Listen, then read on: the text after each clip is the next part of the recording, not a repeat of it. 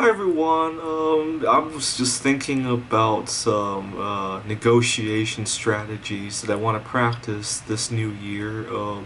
I've gotten taken advantage of in the past quite a bit. I talked about this extensively on my channel.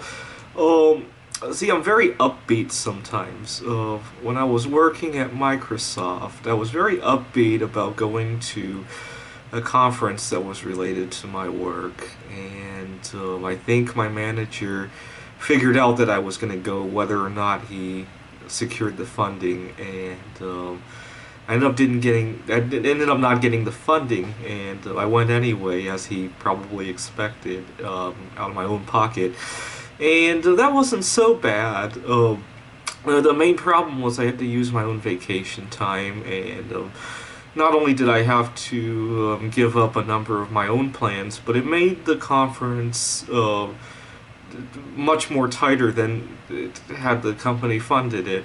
And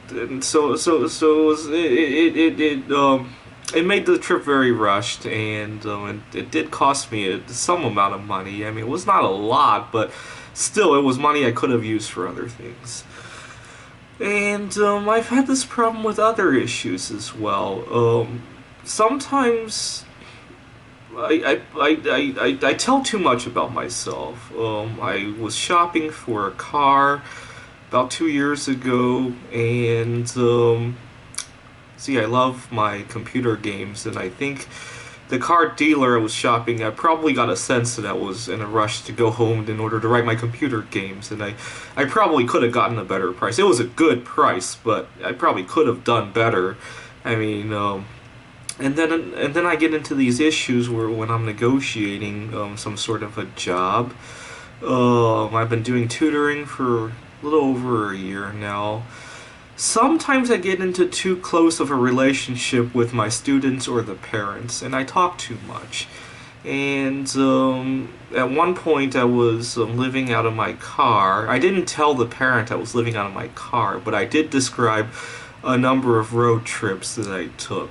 And I think part of the problem is that the parent, the kid I was tutoring, his mom, probably assumed that I love to drive on the highway, and so it'd be no big deal if I traveled to their house, which I love doing, except that, when I'm traveling to their house, it costs money.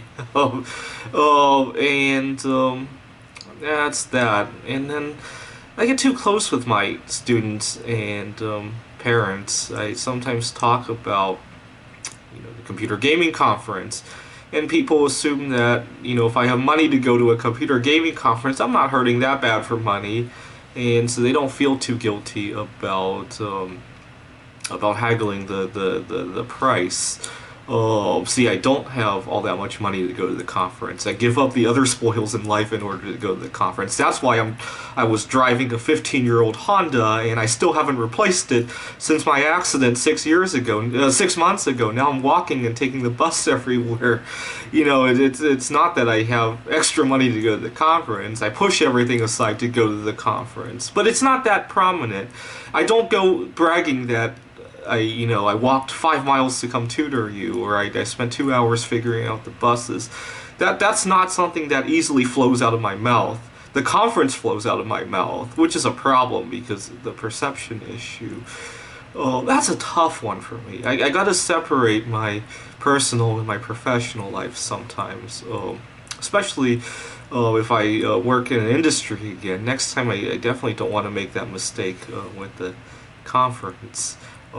That's tough, because sometimes it feels like that's my whole life right there, and if I don't talk about it, especially when I was working at Microsoft, the job, going to the conference, and my social life, they all kind of happened together, and maybe I could have been less upbeat about the conference, but that's half my social circle, and maybe I just maybe I'm just not taking my time off like how I mentioned in my previous video. Go watch my other video about how I had a little bit of a trouble with the post office wanting to take the New Year off, and how I maybe should have done that in the past. Anyways, this year I want to start to dissociate some of my personal and my professional life. Thanks for watching.